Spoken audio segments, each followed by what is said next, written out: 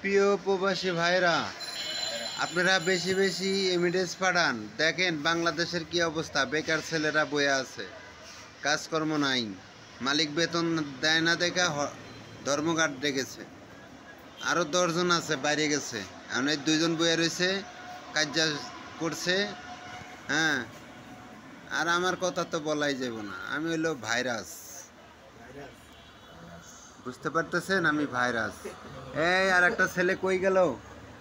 এই সামনে আসো, এই সামনে। এই যে দেখেন ভাইরাস, সবাই ভাইরাস এখন ধরতে গেলে, কারণ দেশে অর্থনীতির অভাব, টাকা পয়সার অভাব, লুটদারাজ কইরা সবাই ভাগিয়া গেছে, পলাইয়া রয়েছে।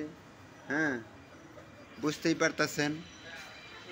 এখন আমরা না খেয়ে মরতেছি। প্রবাসী ভাইয়েরা কিছু এমিডেস পাঠান, আমরা খায়া বাঁচি। আপনার ফ্যামিলি কেরে লাগে অনেক দোয়া করব।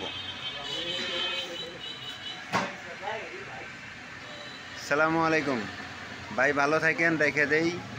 ভুল টরলি মাফ করে দিবেন। খোদা হাফেজ।